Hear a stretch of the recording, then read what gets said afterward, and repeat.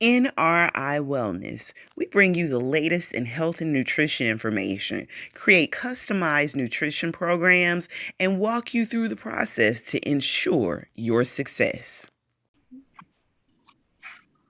Good morning, good evening, good afternoon, good night, wherever you are in the world.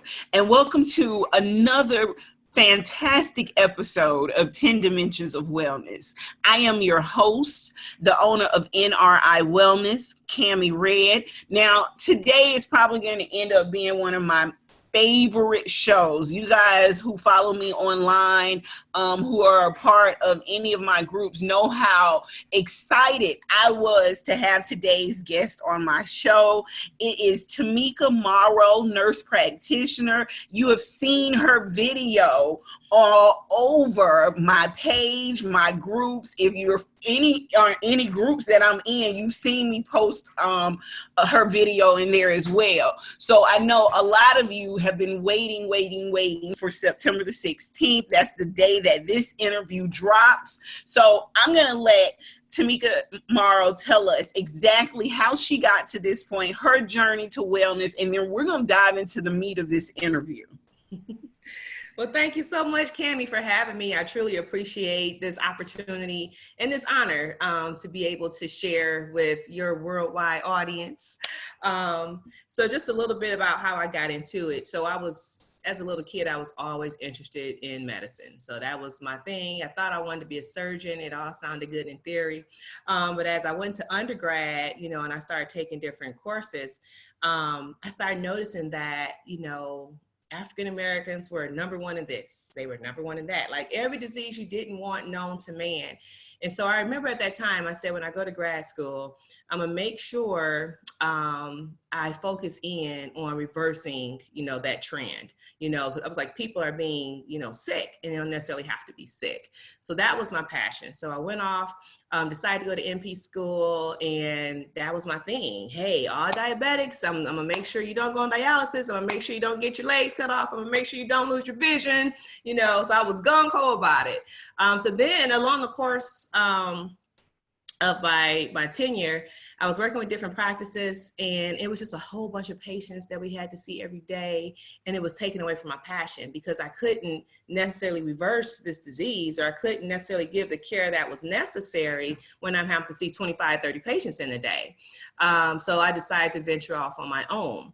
So when I ventured off and I started my own practice, Synergy Health and Wellness, that was my focus.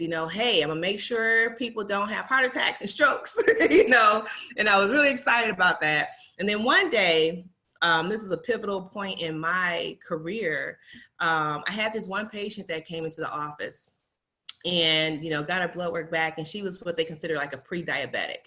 So blood sugar wasn't high enough to be considered diabetes, but it was high enough to be higher than the norm. And so at that moment, I went just straight traditional medicine approach. Hey, do this, X, Y, and Z, come back in 6 months. If it's not better, then we'll start you on a medication. And so the patient, well, she was young, she was like in her 30s. And so she left. And at that moment, I felt like I failed my patient. And I was like, Lord, why do I feel like I failed my patient? Like I followed the guidelines. I went according to the standards of care. Like, what's the problem? And then that's when God actually revealed to me, he was like, you're waiting for her to get sick. And he said, people they don't have to be sick. And I was like, okay, so how do you do that now? And he said, I've given you everything pertaining to life and godliness. And I was like, so what is that you've given? And that's when he started talking about the leaves of the trees, the herbs, the fruit, and everything that he provided. And I was like, oh my God, I was like, well, teach me. And so at that moment, God began to open my mind to holistic wellness at its finest, at its core. And it was so amazing to me. So it's kind of like, I went in initially thinking I was going to stop them from getting their legs cut off and losing their vision. But then God switched me to holistic wellness at its finest. So now it's not about just preserving your legs. It's about reversing chronic disease, because truly people don't have to be sick. So now my practice in wellness is all about identifying what is that root cause of diabetes? Why do you have diabetes? And if we can reverse it at the root, we can not only eliminate the symptoms, but we can also eliminate the disease. So that's where I'm at now. That's my passion. I'm totally amped and excited about it and seeing excellent outcomes with patients. So that's my journey. Girl, listen, I'm over here and you guys can't see it, but I'm just smiling from ear to ear listening to Tamika's journey. And let me just say this, your journey was, I'm not going to say similar to mine. Mine came by way of me having breast cancer, but it was pretty much the same way. I've been a chef for 20 years, so I was always feeding people. Mm-hmm. And when I got sick, I went the traditional route of medicine, chemo, all of that. And I thought to myself, there's got to be a better way. And, when you're in those moments, you do draw on God. You ask him to show you. And he does say exactly what you said. And he said, I've given you the tools. You know exactly what to do with food. You have the know-how. You know how to help people. So I did like you. I was like, well, okay, well, teach me. I was given the resources, the classes. I was able to get my diploma in herbalism. I was able to, awesome. Yeah, like, girl, I was out here. I'm out here doing the same thing you doing, diabetic education, heart health classes, but I'm doing it through the same way that I learned, through food, through herbs of the earth, everything. So listening to your story, I'm sitting over here, I'm like, oh my God, yes. The leaves of the trees are for the healing of nations, right? Yes, ma'am. Yes, ma'am. So I totally get it. Now, let me ask you a few things that you actually said. You said you felt like you failed your patient at one point. Did you ever reach back out to that particular patient to, sort of guide her and coach her in a different manner? Because I noticed a lot lately that with patient care, we, especially in, just traditional settings, they gloss over the root causes. I was so excited when you said that. Like, traditional medicine treats the symptoms. So how were you able to, draw her back in? Because that can actually be a turnoff to some patients. How were you able to draw her back in and help her further? Yeah, so the thing is, traditional medicine, the medical field is a scam. And I'm sorry to put that on your show, but it is. Girl, don't be sorry. That's what the show is about. Running everything. Seriously, pharma is running everything. If you look at traditional medicine, in our training, they don't teach us to go to the root, to look at the root cause. They say, hey, here's a symptom, either give a medication for it or do surgery. I mean, and that's all they teach us. Knowing that these medications is going to lead to other issues, which is going to require other medications. And so it become like this horrible domino effect. But that's just traditional medicine, at no fault really to the clinicians, because that's how they're trained until they all have their epiphany and they wake up an aha moment to come out and do something different. So with my patient, I called her back. And like, really, the Lord revealed to me some things for her to do. And I called her back and I said, hey, can you come back in, make an appointment this week or whatever? I'd like to review, your case again and give you a better plan. And she said, okay. And so when she came in, I said, hey, I realized that I failed you. Like, I let you walk out of here with something that was a perceived, threat. I said, but it doesn't have to be that way. I was like, so if you're willing, I mapped out this plan that instead of waiting for the blood sugars to go up, we can reverse this whole thing where you would never even have to see diabetes a day in your life. And she said, okay. And so we went to it. And the biggest thing that we use, Chef Cammie, is food. Food. Oh my God. Food is medicine. Like, truly. I mean, you can eat your way to health, or you can eat your way into disease. Yes. Like, people don't understand that. Like, it's so imperative. we have to, I literally teach people to change their mindset about food. Yeah. I lived out west for an extended period of time, and that's where I got a lot of my knowledge and know-how. It was super important to me that I moved back to the South to talk to people who grew up like me about food. I actually tried to show people and tell them that, you know, you can eat some of the same things that you're used to eating. I eat banana pudding, but I don't eat it the same way that you do. Exactly. I have a much more different way and approach to eat banana pudding, but that's because I'm a chef. But I can teach you how to do the same thing that I'm doing. So I was really, I was really grateful. Great time to be healthy. They have so many alternatives out here where you don't have to feel like you're neglecting yourself from getting your favorite delicacy or your favorite treat. Or missing anything. Yes. I mean, this is an excellent time to be healthy. There are so many alternatives out here. I remember when I first got my gluten-free certification and I first started working for the Orlando Magic back, it was a while ago. It was really hard to find gluten-free items in the store. Whereas now that's on every shelf, that's everywhere, that's in Walmart. Yeah, that's at your Dollar General store. It's that Family Dollar. Like, there is no excuse now. So when I say to people, literally, you have no excuse not to eat healthy. You can go in the grocery store and buy fresh produce. There's not an excuse for doing that.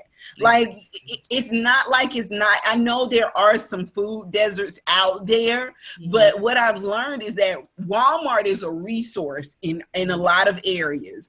I don't know if people know this or not, but you can actually utilize your food stamps online on Walmart's grocery store site. So again, no excuse. You get what I'm saying? I was about to say, you can do it online if you did live in a food desert. You know, they got a lot of different, like HelloFresh, like all those different things out there where you can order actually nice organic produce online and have it shipped to your house. So we have access now. So we can't use that as an excuse anymore. Absolutely not. Absolutely not. So tell me one thing people generally misunderstand about you when you're trying to help them out and get them into their own personal wellness journey. I think one thing that they misunderstand, I'm trying to think, what would be I think it's just misunderstood in regards to, I don't know. That's a tough question because it's kind of like, I don't know. I don't really know how to answer that question because I know for the most part. Is it a misunderstanding of the process, a misunderstanding of just? They actually, after I talk to them, I find them to be very open to it. That's very true. Yeah, they're like very open, and then they're willing to, go the journey, and the name is Synergy, right? So I say we work together. Yes. So I make myself accessible to my patients, so that way if they have questions along the journey, they can reach out to me, they can text me, they can call, they can shoot me an email, whichever is their best way of, communication. And I'm actually walking with them along this journey. So, I haven't, like the initial thing, they be like, oh my God, you're going to take away all my good stuff, And I'm like, actually, no, I like to eat. I don't do science plans, so you ain't got to worry about that. So listen, I'm an RN. So when I go in, that's what the first thing that patients say to me. And I look at them and I'm like, I'm not going to do that. Right. We're gonna figure this out. We're gonna work on this together. I ain't putting on no rabbit diet. I like to eat too. We just don't healthy. You can't worry about that with me. We gonna all eat and enjoy this food. And I actually tell them, I'm like, listen, I'm Southern, okay? Like, it's certain things that I can't go without either. So I understand where you're coming from. So I'm going to show you how to transition and pivot. Exactly. We're gonna do this together. And I show people, my wellness journey. It wasn't just with breast cancer. I was overweight. I was obese. I was wearing a size 24. No way. Yes, way. Yes. Yeah, like I tell people that was before I even got sick. I was wearing a size 24. I lost the weight and then I got sick. So I often tell people that my journey, it was a battle for both for me. It was a battle of weight, and it was also a battle for my life with a deadly disease. Right. So I can speak to you from different perspectives. Yes, I went the long haul. I ate healthy. I worked out. I did what I was supposed to do because high blood pressure and high cholesterol run in my family. Right. And the one thing I refused to do was take medication. Right. So I was going to do whatever it took so that I could, I didn't want to be on medicine. That was the one thing I did not want. I didn't want to be on medicine, and I never wanted to be diagnosed as pre-diabetic or diabetic. Exactly. Yeah. But I know one of the things too that helps patients out a lot is once they actually start changing how they're eating and they feel so much better, and then they go and reintroduce that poison back into their diet, they get the opportunity to see Tamika when making up stuff. Like, it's real. I feel horrible when I ate that. Yeah. So some more motivation, and they understand it. There's like, okay, it's like that light bulb click on. So it's not some cliche fad that she's doing. Like, this is real. Yes. Now, let me ask you this. What are some common myths that you have to dispel amongst your patients outside of the fact that they think you're going to take away their good stuff? Right. Some common myths that I always have to dispel is this runs in my family, so it's going to happen to me. That's always number one. Like, I can't look, my mom had it, my sisters got it, my grandma had it. I'm going to have it, No, but then you hear what I just said. I worked to make sure that I didn't have it. So exactly. you know that when I hear people say that same thing, I just look at them like, right. Seriously. And it's genetic. Okay, you may have genes, but there's a way where you can stop those genes from expressing themselves. It's like, so I'm going to teach you how to stop that gene from expressing, so you never have to have that as part of your life. But that's the biggest one. And then another one, patients are hilarious. So they'll come in and have 50,000 different diagnoses with 50,000 different pills. And they think day one, when they start the plan, they come off the pills right away. I said, no, it don't work that way. I was like, when you said, let's get you to follow it. I said, your body been on this course of disease all this time. And just because you go eat right one meal, that ain't going to stop it that one day. I said, no. First, all that damage that was done, and reset your body and put it back on that path of wellness. I said, that's going to take some time. I said, but just walk with me. You shall see the goodness of the Lord in the land of the living. Girl, listen, like you told me earlier, you preaching to the choir. I'm like, oh my God, I'm so in love with you. Like, everything you were saying is literally like it's coming out of my own mouth. So wow. I'm like, wow, I can't wait. Like, I'm so excited about this interview. You have no idea.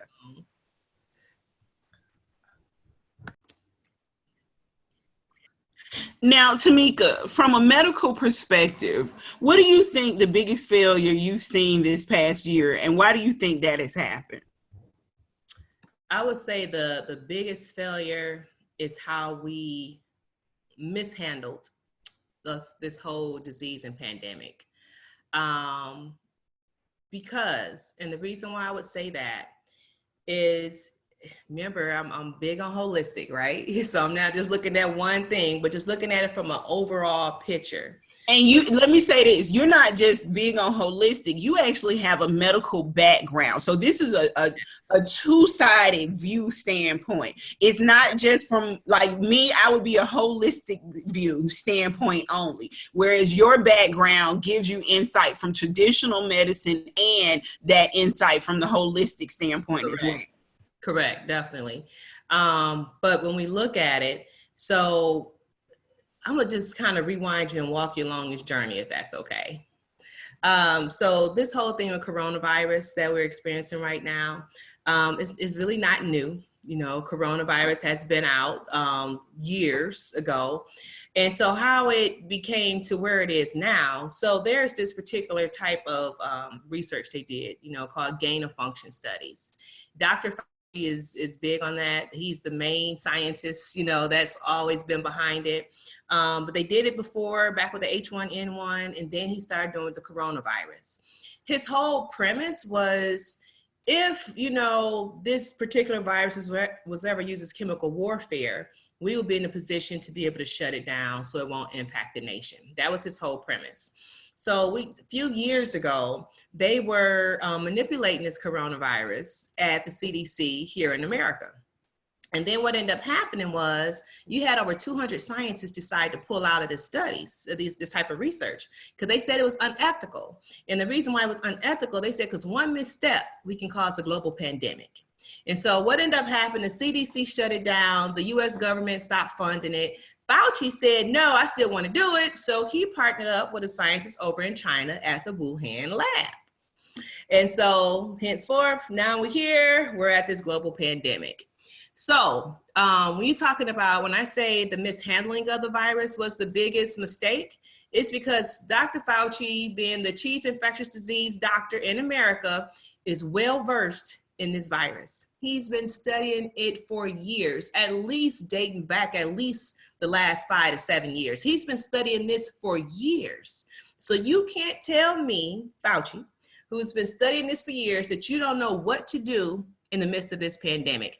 And when you see all of the different wear a mask, don't wear a mask, touch, don't touch, hand sanitize, don't hand sanitize. When you see all of that, that's how well, you guys would know, but that's how you know that there's a bigger agenda at work than what the natural eye can see, because he knows, he studied this virus in and out, and this virus could have been shut down a long time ago. But like I said, there's a bigger agenda at work, and that's, at the end of the day, we'll talk about later, this vaccine.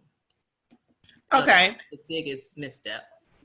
So tell us a little bit more about some of the things that you think happened during the mishandling of this situation. Like, for instance, they gave out a lot of numbers about, you know, African-American being the highest rate of cases, us being susceptible for this. Why do you think they were, you know, putting that out there for us? So, like I said, Fauci knows all about this virus. He is not brand new to this virus and what this virus does, the whole chemical background. He's not, you know, new to this. He's not brand new. So the thing was, when the virus first hit, whatever, when they look at the numbers, originally they weren't even testing everybody. So you got to follow their plot and their scheme, right? So if the initial thing with the virus was to incite fear, because like I said, they already have this destined end that they're trying to push everybody to, which is this vaccine. So if the initial thing is to incite fear, you have to show that it's going to cost people lives, right? So what they did when the virus first hit, they weren't testing everybody. Everybody couldn't get tested. The only people that they were allowing to get tested were those who were sick enough that had to be admitted to the hospital. And so what they did, once you got into the hospital, they changed the standards of care to, instead of doing normal treatment that's life-sustaining, like oxygen and BiPAPs, they made everybody go on ventilators. And because for us clinicians, I mean, this was kind of new for us, we just trusted whatever Fauci and CDC was saying at the time, right? So they're putting everybody on ventilators. When you look at the studies and the research, ventilators themselves already show to cause trauma to the lungs. It shows the increased risk of infections like pneumonia and sepsis. And those are the things people were really dying from, and not necessarily coronavirus. But so you already knew that also the sedation that's used, most elderly people won't be able to make it through that sedation, even, you know, if they were trying to come out of it alive. The sedation alone was killing the elderly. So you already know this about this particular thing. So what you do is incite fear. You make the clinicians seem like this is something new that's poorly understood. So they drove up the number of coronavirus deaths. Oh, yes. And so what the deaths. And so if you're only testing the sickest ones and you put a standards in place you know what I'm saying, that you know gonna kill them, what that's gonna show is it's gonna give a narrative that this is a deadly virus. That's the narrative that it's gonna put out there, that this virus is deadly. And so then after they made that thing, it's like, okay, we got everybody scared, right? So now what we're gonna do is start allowing other people get tested now. Like everybody can start getting tested, because now they need to show these numbers are being magnified, and look at all the people that it's impacting, and African Americans, they're the hardest hit. When you truly look at the numbers, more white people have died and been infected with coronavirus than African Americans. That is what I actually saw when I started looking, not even just at the numbers, but if you look at what the media reports, and that's just a tiny inkling of what, you know, is actually going on. The deaths that they were actually reporting more of were more white people than us. Exactly. And so when you go back into the hospital element, the clinicians at the hospital were being told they had to put coronavirus as the cause of death. They were told that by the administration, because they were promising to give the hospitals more money if they said the death was related to COVID. And the thing is, I remember talking to some of my colleagues who work in the hospital, and they were like, it wasn't COVID that this patient had. Like, this patient didn't die for COVID, but they were forced to be able to put that on the death certificates, and even given paid more money to put them on vents. So I have an example of that. My neighbor, she had been in the hospital. She has heart issues. She had been in the hospital before this pandemic happened. She's been in the hospital in the midst of this pandemic. She died about 2 months ago.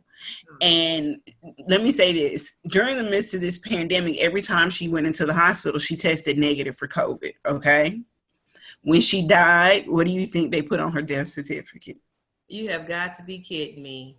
Are you serious? Yep, COVID-related symptoms. Wow. So now you see that that's something that you know that's been happening, right? Yeah, I knew that anyway, because like you, I am very familiar with patient care and treatment. So when you tell me ventilator and you start going through, you know, how these people are dying, and it's not really, it's almost like what they do with HIV. People don't die from the disease. They die from symptoms related to the disease. And what they were doing with putting people on the ventilator was inflaming the symptoms related to that particular disease. With COVID. Yep. And causing more deaths than actually doing a proper treatment of care and wanting people to heal. Right. And speaking of treatment of care, I mean, Cammie, I don't know how much time we have. Oh my gosh. Girl, you got time. You just, yes. Talk on. You got time. I have to tell everybody this, because I really, truly, I myself can do as many podcasts or Facebook Live videos, fussing with pharmacists and doing whatever I can. But until we all come together as a unified front, change can be difficult to happen. So talking about treatment, that medication, and I have to put this out here, I'm not political. This has nothing to do with politics. This is from what I know to be true. And we haven't even mentioned, we haven't said anything about political anything at this point. I'm just going to say that because what I'm saying is, people's like, oh, is this political? So the medication, hydroxychloroquine, it does work. And let me tell you about that. So when this whole thing happened, and by the way, coronavirus was here before March. I remember last year, we released into this air, but nobody was dying. Yeah, because, you know, and that they had it under different names. They had vape disease. They had different types of things that they were calling it. No, even that though, it was as a clinician myself, you know, it was patients coming in that had these weird symptoms. Yep, it was a virus, but it didn't fit in the cold category. Didn't fit. Didn't fit in the flu category. So I was like, hey, it's this weird virus. Look, let's just boost your immune system. This too gonna pass. Yes. Okay. And, I mean, seriously. I mean, and it was lasting like 2 to 3 weeks. And I'm like, what the crap did they release out into this atmosphere? Like, this atmosphere that's causing these weird symptoms. So it was going on at that time. And the funny thing is, my friends who are hospitalists, they was like, they were getting some of those patients in the hospital, but they were giving them the regular treatment, like those that went to respiratory distress, putting them on BiPAPs, and within 48, 72 hours, they was great and was better and was sent home. No hospitals was getting shut down because the whole staff was sick. None of that stuff was going on. And now when they put the label, oh, it's this, now all of a sudden this big stir going on. That's another reason how you know it's fake. But going back to the whole hydroxychloroquine, that particular drug is a very, very old drug, decades old, like 60 plus years old. And this particular drug was researched and studied back in the study was published in 2005. So back there in that time, it was another coronavirus that was out called SARS and MERS. I don't know if you guys are familiar with that, but it was a systemic, inflammatory respiratory disease. That's what I actually told somebody. I said, there have been worse diseases under the coronavirus name than what we're experiencing now. And the common cold is a coronavirus. Just FYI, everybody. Yeah. I told people that because I was like, you do realize that all of those diseases did not cause us to go into a shutdown or a pandemic the way that this did. Right. So with that when SARS and MERS was out, which is the coronavirus, they researched and studied hydroxychloroquine at that time. It was published by the National Institutes of Health back in 2005. And what they found from the research is that hydroxychloroquine works to not only treat coronavirus patients, but also to prevent the infection. So if the patients were to take it as a preventative measure, if they were in like a high-risk population or group of people, they can prevent getting the infection. And if you treated them early, so if they came and they had symptoms early on, then it did work. And so when it comes out, they try to say, oh, well, we can't use that because we don't have any research or evidence to back that. That evidence been out. And okay, so you know what? This is where I'm getting ready to say, this is where it got political, it sounds like to me. It sounds like the research that would have been out was what was given to our current president. Mm-hmm. And that's what he was trying to express in So the thing was, how it got political, it wasn't necessarily the access to use the drug that was political. It was people's mindsets. And unfortunately, our people, you know what I'm saying? Because whatever your feelings are for Trump, you would choose not to want to take something that he's singing praise about just because he said it. And the horrible part about it is it works. So the reason why it wasn't utilized is more going back to finances. So I'm gonna kind of lay that out in a second. Because even then, when it all hit per se, you had countries like France, South Korea, even China, they did their studies on the patients who tested positive and they found it to turn it around like rapidly. And so then they still say, oh, well, that's not enough. So what happened at that time, the person that was over FDA was a guy named Rick Bright. And so he had this emergency use authorization for us as clinicians to be able to use the drug, but then they took it away. So they took the drug away and said we couldn't use it, talk about wasn't any evidence. And then they started putting out these fake studies. They put out fake studies that they end up having to retract because they couldn't even identify those patients. And the fake studies was to show that hydroxychloroquine didn't work. So they put out fake studies. And then they started putting out other bogus studies where they were giving people toxic levels of the medication to precipitate a cardiovascular event, to say that it did cause a cardiac arrhythmia. Then they put out another fake study, but they gave it to them late in the disease and say, oh, it don't work. We already knew it didn't work late in the disease. So during this whole time, I'm sitting there as a frontliner, a primary care provider whose patients coming to me, who are ill and who do have certain risk factors. And I want to give them a drug that now we're getting love letters, at least in the state of Michigan, that said that if we prescribe this medication, that they were going to put administrative action out against our licenses. And then they came back with another letter because people like myself, like, bump y'all, I got to take care of my patients. Then they came out with another letter and they said they empowered the pharmacists not to fill our prescriptions.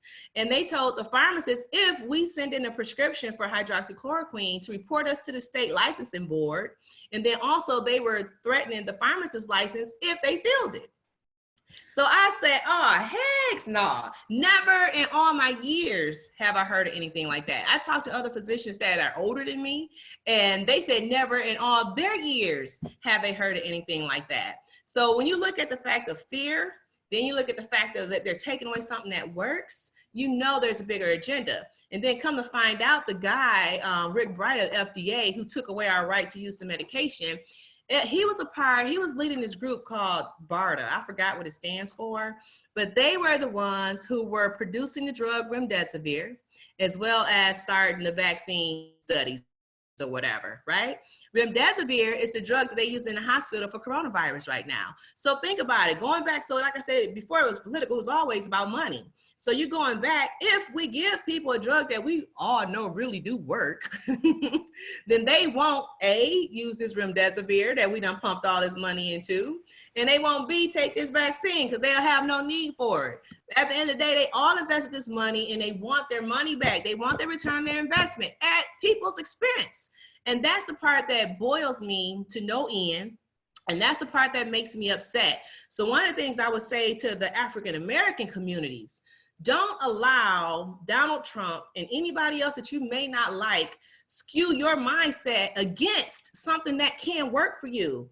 Hydroxychloroquine is an old drug. It don't cause all them issues like they said. All drugs got side effects. But the fact of the matter is you're only going to be taking that drug for 5 to 7 days. That ain't long enough to give you no type of side effect for real, you know? No, it's not even, it's literally long enough for the drug to do its job and not even set up residence in your body. Exactly. And so don't allow, just because Trump was saying hydroxychloroquine, don't allow that to make you have a sour taste for something that really worked. And don't allow that to make you believe some false data and false science out here to make it seem like that drug is so bad for you and now you think he's trying to kill you. Don't buy into that hype at all whatsoever. So all that, like I said, was a part of the issue. And then when it came to African Americans, like I said, more whites are being infected with the virus, more whites are dying from the virus. The reason why I say all these African Americans had issues, it was usually around like 30% of the people that were infected were African Americans. So they look on a population size. Well, if African Americans only make up 12 to 13% of the population, and 30% of the cases were them, is big in their group. But one thing I would say about that is that one thing that they noticed, they did a study over in Italy, and there was a part of Italy that those particular residents had high vitamin D levels. And then there was another part of Italy where they had low vitamin D levels. So when coronavirus broke out in Italy, they realized that the people who had the low vitamin D levels, that was the area that got impacted hard. But the other area where people didn't, where they had high vitamin D levels, it wasn't that many cases. So well, when you talk about African Americans, majority of all of us are vitamin D deficient. Yes, and that's why I don't know if people listen, but I know I was one of those people that was telling people that we needed to get enough sunlight. Like one of the ways to combat this holistically was making sure you were spending a certain amount of time outside in the sun. But the only problem with that, Cammie, though, the only problem with that is the melanin. You know, that's the stuff that the pigmentation that gives us our color, right? That melanin, so we can be out in the sun all day and have a construction job where we're out there all day in the sun. But the fact of the matter is our melanin basically shields us from absorbing the vitamin D from the sun. So even in that, no matter how much sun exposure you got, you're still vitamin D deficient. You still need vitamin D supplementation. They even, another study just came out recently last week where it was done in Spain. And they wanted to see, is it really a connection between vitamin D and this coronavirus? So when patients were admitted into the ICU in Spain with coronavirus, what they did is gave them loading doses of vitamin D. The patients that got the vitamin D turned around within a couple of days, turned around just like that. Where the ones that didn't get the vitamin D, you know, the whole virus ran a full course. But the vitamin D, exactly, shown to be effective. So as African Americans, some of the things that we can do to empower ourselves to stay healthy and live and enjoy our life and not be paralyzed by fear, take some vitamin D. Take more vitamin D. Yes. Yes, every day. Take some vitamin D. So like I said, once again, we don't have to be sick. No, we don't have to be sick. This is a 2-second nutrition tip. Today's tip is pack a nutritious lunch to bring to work every single day for at least a week. Then try it again the next week. Let me know how it goes. This has been a 2-second nutrition tip. NRI Wellness brings you the latest health and nutrition information, creates customized nutrition programs, and walks you through the process to ensure your success. All right, Tamika. So we've talked about the disease. We talked about the pandemic. Let's talk about the vaccine. Tell us what your thoughts on that are, and what we need to be looking out for. Don't take the vaccine. That's my big thought. Stay far, far away from this vaccine. So let's look at the vaccine. Let's break it down a little bit.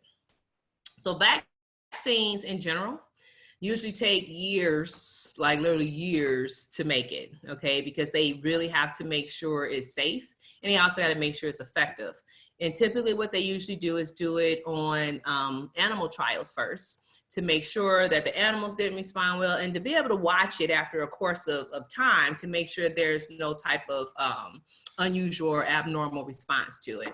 So this particular vaccine, they're trying to push it through in less than a year. Problem with this vaccine, there are a lot of problems with this vaccine. First of all, to go back a little bit in history, they tried doing a coronavirus vaccine before in the past. And what happened when they tried that back in the past, and they were doing it on the animal studies, they found out that this particular vaccine caused such a strong, crazy inflammatory immune response that it was killing off a lot of the animals that got it. So when the animals actually came in contact with the virus, I mean, the inflammatory immune response was so strong that it killed off the animals, not only the older animals, but also the younger animals that was a participant in the study as well too. So what they concluded at this time, that this is not safe to create a vaccine for the coronavirus. The virus itself was just too unstable, and the immune response that was triggered was just too great. And then what they also concluded was that it wouldn't be possible to even formulate a good vaccine for the coronavirus, because they call it a zoonotic type of pathogen, which means it's spread from animal to animal. So it's just out there. So it'd be hard to actually get a vaccine that's going to be effective and to work. So that's that. So now we fast forward here, and now they want to push this vaccine again. And they got all these big pharmaceutical companies all getting, paid billions of dollars to try to, get this vaccine. The problem with this vaccine is they're using a technology that has never been used in human beings before. So never been used in humans. So what they're doing, this particular technology, they're using, it's called the messenger RNA. So what that's going to do is go in and it's going to rewrite your own DNA with virus substance, virus genetic material. So you won't even be fully the person that you really are, to be honest with you, because now your DNA at the genetic level is being rewritten by this virus strand that they've given you. And the horrible part about that, so what they've been doing with these early trials, these early phase 1, phase 2, they've been saying, it's working. We got an immune response. Let me help everybody understand that. So what they're trying to sell you is that from the beginning trials, they got an immune response, so it works. So they're trying to make you think it works. But let me help you understand something. Anything that goes into your body that's not supposed to be there will trigger an immune response. Anything that goes in your body, whether it's a food that you're allergic to, whether it's dairy is not our friends. You put that into your body, it's going to trigger an immune response, period, point blank, okay? So that's one thing. So just because they say it triggers an immune response, don't applaud that as something good. That's what the normal healthy immune system is supposed to do. The other element about it is they were looking at the antibodies. So they looked at antibodies of people who were infected with coronavirus over time, okay? And what they found, that after especially about 4 or 5 months, if they go and recheck them, the antibodies were not there. So now you got to look at that. So the whole element of the vaccine is to trigger the immune system to build antibodies against this foreign agent, right? But what we've known, so you got something called passive immunity, you got something called active immunity. One is given through vaccine, one is given by actual exposure, right? So the fact of the matter is that the people who are actually exposed to the disease or infection and were infected with it, the antibodies did not stick, which means when they give you this vaccine to create these antibodies, the antibodies are not staying around. So once again, you're going to be getting a vaccine, if you choose to do it, that one has never been used on humans, has not been studied on animal models. And the reason why they won't study it on animal models is because they already know how deadly it is. And so that's the reason why. Don't think that they're trying to do something for human good. They're not thinking about human good right now. And then also the antibodies don't stick around. So what I'm saying about that is not going to even work. Okay, so that's all part of the issue with the vaccine. One of the actual, and also the other thing I want everybody to know too, one thing we know about the coronavirus, it is an inflammatory virus. It causes a lot of systemic inflammation in the body. So why do you want to go and put something in the body to trigger more inflammation like that at that level that can make you even sicker? When we talk about inflammation, inflammation is behind majority of all chronic diseases, including cancer. So now one of the AstraZeneca, that was one of the pharmaceutical companies who were doing these trials. They had to stop their trials because one of the participants ended up developing this crazy inflammatory response that impacted their neurological system. So they shut it down. The patient is hospitalized. But just FYI, this stuff can happen. So when I say don't take this vaccine, don't take this vaccine. When you know there's some things that you can do, like taking vitamin D, zinc is something I always recommend as well. Wash your hands, cover your mouth. I mean, standard, typical things that can prevent spread. I have a question for you. You just said something that sparked something in me. A while back, they were saying that coronavirus patients in the hospitals were having a neurological response to the disease. Mm-hmm. Do you think that those particular cases, and this is just an opinion based, I'm asking you just strictly based on your opinion, not, facts or anything, just trying to tie some strings together. Uh-oh, you went out. I'm sorry, just trying to tie some strings together because like we stated earlier, nothing that we were told we can hold to be true anymore. So when you were describing some of the vaccine symptoms or some of the things that had occurred when they gave these vaccines, one of the things, like I stated, that they said was that coronaviruses some people were developing neurological symptoms. Do you think at that time they were testing the vaccine on some of these patients? No, I don't think so. What they were testing was those trial drugs, remdesivir. So that was something that patients were probably being enrolled into trials for this new medication that they weren't even aware that they were being enrolled into that trial. So I don't think they were testing the vaccine out, but I do believe that they still are testing out that drug remdesivir, which is a problem because that drug remdesivir is totally new. We don't know what any of the long-term side effects of that medication would be at all whatsoever. And from the preliminary reports that came out, it was causing liver failure in a lot of people. But one thing I want to say, Cammie, coronavirus is not as drastic as the picture they're trying to paint.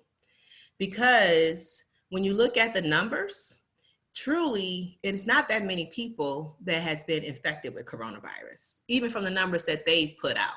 Okay. When you look at, talk about the flu season, you go to a flu season, the flu season is short season. I was going to say more people die from the flu. Right. And people were infected with the flu as well. Yeah. Coronavirus, now we've been playing with it at least for 6 months, and you still don't have the same numbers of infected people with coronavirus that you do from the flu. From the flu, yep. Every year. And not only that, there are some places where they're making people retest, right? And so every time, like if a patient's in the hospital and they test them to say they test positive, and if they go repeat test, test positive, they're counting each time that patient tests positive as a positive case. And that was girl, stop playing. So these are not, no. Those numbers are padded. It's not real. And then on top of that, so you got to remember that. And then when you look at the actual number of people that died, it's not really that many people that's dying. Like seriously, more than 99% of the people who get infected with coronavirus walk away just fine. It is a virus. It may take 3 weeks to go away, but it is a virus. Most people go away. And if you could look at the little bit of percent of people that died, it wasn't always from the coronavirus. It was from complications, or it was because the piss poor standards of care that they were giving, putting people on vents that they knew would kill people. Yeah. So it's sickening to me that they can paralyze people with this much fear, shut down a whole world, and they're not even thinking about the deaths that we're losing from suicide. because of the fear and panic that set in. They're not thinking about the domestic violence that's on the rise. The child abuse. The child abuse and the children being locked in the house with their predator. They're not thinking about that. And as a business owner, Cammie, I know you can relate to this. They're not thinking about the business owners whose business had to shut down. For people who are not business owners, you may not understand, but when you put your blood, sweat, and tears into something, and you got to shut it down. That's preventable, and it didn't have to be. And what's crazy is, as a wellness business owner, to know that this didn't have to happen. It did not have to happen. It makes it worse because, like, I'm walking around, like, I make supplements. So, like, yesterday I went and did all of my deliveries and stuff. And I'm in the post office, and the lady was like, "What are all of these for?" And I said, "They're to help people build their immune system." Right. And she was like, she said, "You shipping them out?" I said, "Yeah, this is my job. This is what I'm supposed to do. This is my business." She said, "Well, did your business fail any during this?" I said, "Absolutely. If you're a business owner, I don't care what business you are in, you had to pivot. If you are a good business owner, you had to figure out how to pivot during this situation." You had to. And it's sad. And they're not looking at the number of jobs that has been lost because the businesses are closed. And that still hasn't been recovered from either at this point. Yeah. The businesses no longer exist. You know what I'm saying? Yeah, like you got so many businesses that shut down. And these are not just small businesses that shut down. These are some major corporations that shut down. Major. And then on top of that, they're not looking at Express Scripts. They put out this thing, I want to say back in April or May. And they said it was greater than 70% of all of their prescriptions for anxiety and depression and insomnia were for new patients. New patients. So people who weren't anxious and depressed and couldn't sleep before, they couldn't sleep now. So you're looking at that. And when you look at it from that standpoint, the mental health and the anguish that is putting on people, they're not looking at. They're not looking at the fact that people can't sleep. And if people are losing sleep, that's depressing their immune system. Then you locking people up in the house, people going crazy. People with chronic pain syndromes who have been doing excellent are now having crazy flare-ups. Mental health people are having crazy flare-ups, but all these places are shut down. They can't get let me tell you something. They released the numbers of COVID deaths, but what they didn't release was the number of suicides during this pandemic. Exactly. They haven't talked about right now that we are deaths from corona. Yeah, there have been an increase in domestic violence deaths. There have been an increase in child abuse charges.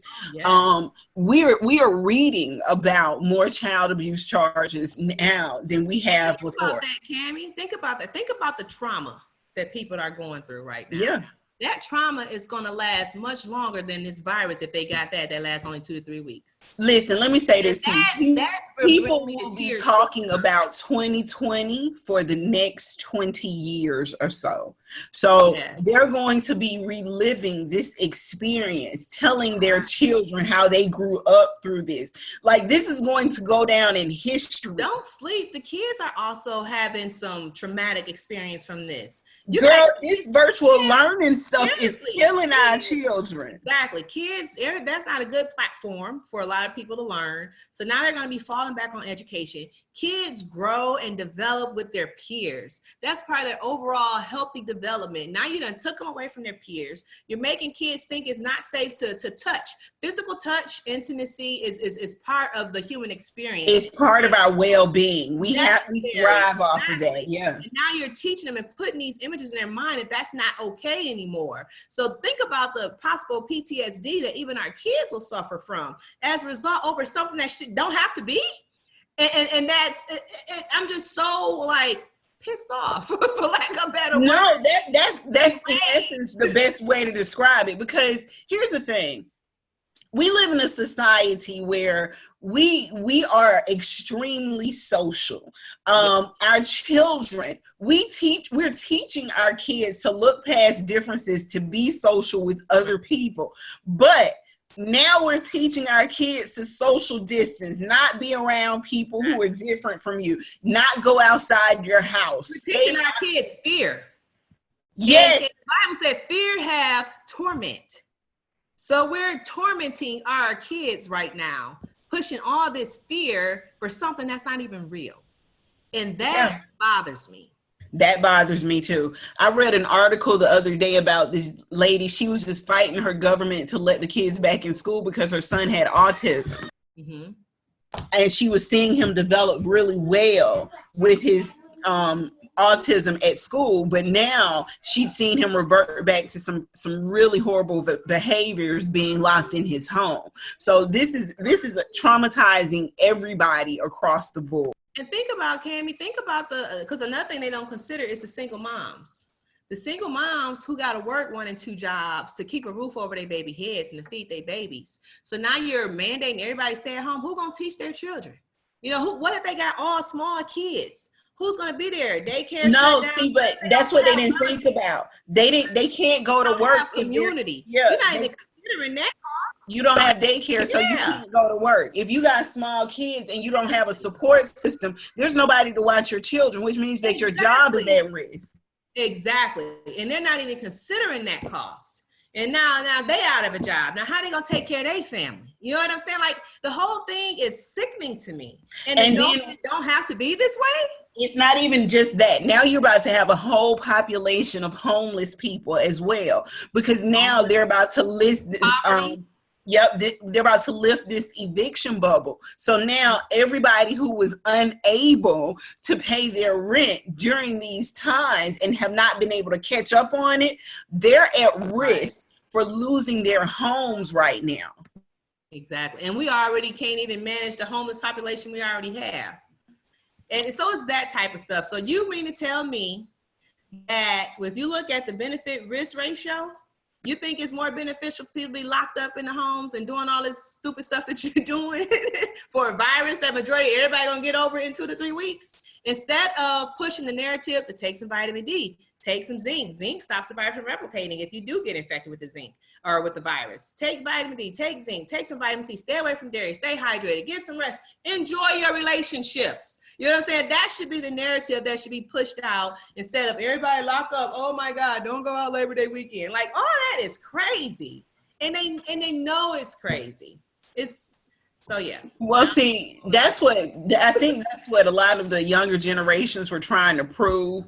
Also, in the fact that they were saying, listen, we hear what you're saying, but also we're putting ourselves in these predicaments to prove your theories wrong. Because that's in essence what they were doing. They were going out, they were hanging out, they were showing that you can be around thousands of people and still have a low probability rate, a low rate of people actually getting this disease, a low rate of contraction, a low rate. Like, I'll say this, I saw an article where they had something at Fireside, I think it was Fireside Beach in New Jersey. Mm-hmm. There were people there that admittedly had COVID. Mm-hmm. And not hear anything about a breakout. You didn't hear anything about a certain number of people developing this. Mm-hmm. What you heard was people criticizing a couple of people who had COVID because they were there. Right. And that's another thing I would say. It can be a million parties going on, but the only thing you'll hear on the media is the one party where somebody must have got sick. But you don't talk about the 999,999 where nobody did get sick. Like I said, it's all an agenda and it's all a narrative to incite fear, to push people to the end to get this vaccine, of which I do not recommend. Don't even let it come close to you. And they're paying, and what they're trying to do is manipulate people who are poor. And even if you look at the vaccine, so Bill Gates is also heavily invested in this, and Bill Gates is known to be a fan of eugenics. And oh my God, girl. So the people that they want in these vaccine trials are minorities, the elderly, and people with chronic conditions. So if you're thinking from population control, who would you want to kill off? Who do you, the society, deem not valuable? Minorities, the elderly, and people that's already chronically ill because you think they're pulling from the system. Those are the people they want in the trials. How interesting is that? And then they're going to the colleges, even HBCUs, trying to recruit our bright, intelligent young people to be a part of these trials, give them, promise them some type of money. They're doing the trials. I was even reading yesterday, some pharmaceutical company over in Oxford, University of Oxford, in Britain, they didn't go and study the vaccine in Britain. They're injecting it to people down in Johannesburg, South Africa. And so think about that. If you in freaking Oxford in Britain, why aren't you using your own people to do your vaccine trials? Why are you taking it down to South Africa to do it in the Africans? So all of that, you just got to really open your eyes and really truly see what's going on, because it's all a joke. Girl, I'm right there with you. If you want to be seen, you have to stop being invisible to opportunity. I'm Kay Henry, licensed mental health counselor and host of Black Therapy Uncensored. Your prescription of positivity starts here. Did you know that the average person carries around 5 to 20 pounds of fecal matter in their intestines, depending on their diet? Some people are walking around feeling sluggish, constipated, unable to lose weight, skin issues, and allergies, all because of the toxins that are in their intestines. Listen, life gives us enough battles to fight. Your health shouldn't be one of those. If you change your mindset on how you actually view food, you will never have to worry about your health or weight again. I'm Ashley, owner of She Loves Wellness. I help people transition into a healthy lifestyle. I offer tips, recipe, and supplement kits to jumpstart your lifestyle change. Visit me on Facebook and IG at She Loves Wellness for your product information and samples. Don't forget, it's not a diet, it's a lifestyle change. It has been a joy and a pleasure having you on the show today, Tamika. We're going to wrap things up, you guys, but off the air, I've already invited her back to be on the show again, just so you know, because I'm pretty sure I'm going to get a lot of questions from you guys about what some of the stuff that she was saying. So we'll bring her back again so she can answer some of those questions. But in the meantime, I'm going to allow her to give you guys her contact information for those of you that want to reach out to her. And if you're in her area, you can actually maybe set up an appointment to go see her as well. Okay, so I have 2 office locations. One is in Flint, Michigan. That address is G3535 Beecher Road in Flint. And the office number is 810-553-9088. And then the other office in Bloomfield Hills, Michigan, just south of Pontiac, Michigan, is 43494 Woodward Avenue, Bloomfield Hills.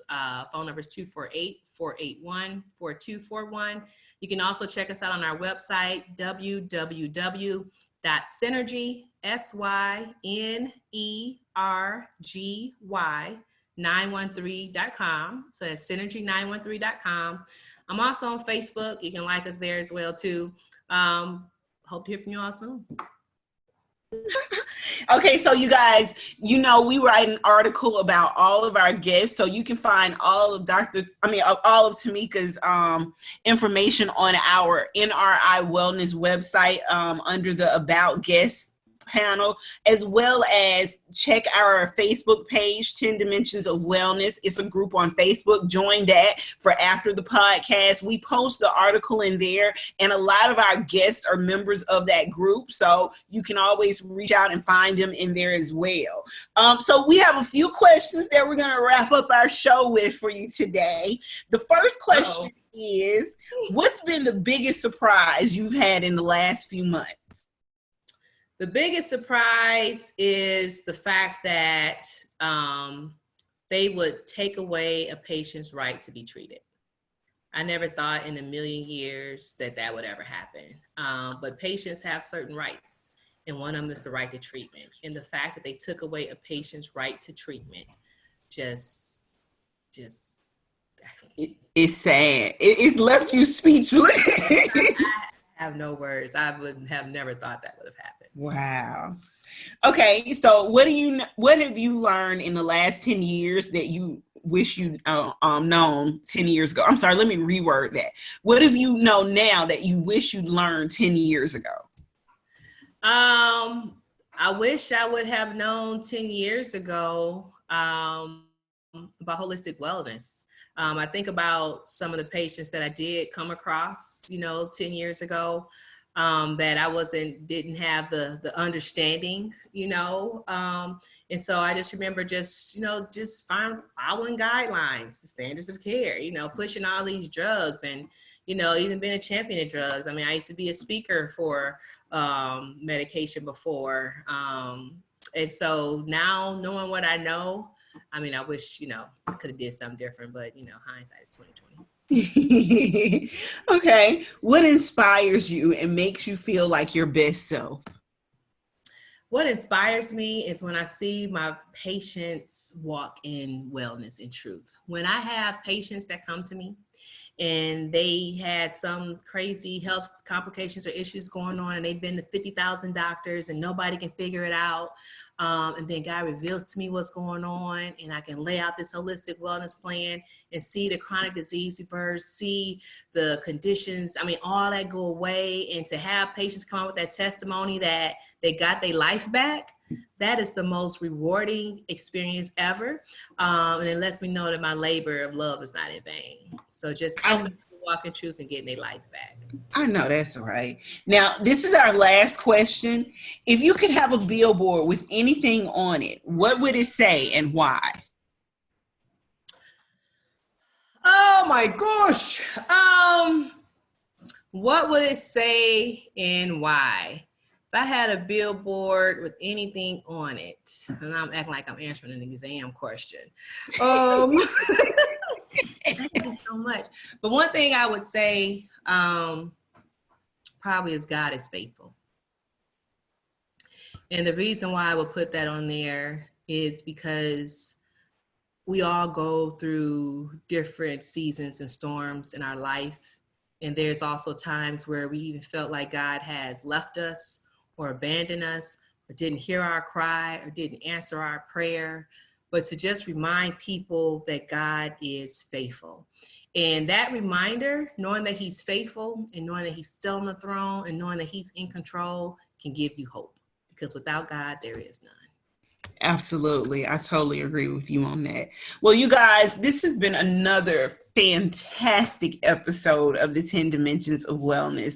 Again, Tamika, thank you so much for gracing us with your presence. Thanks for having me, Cammie. It's been wonderful. Girl, I told you I've been dying for this interview.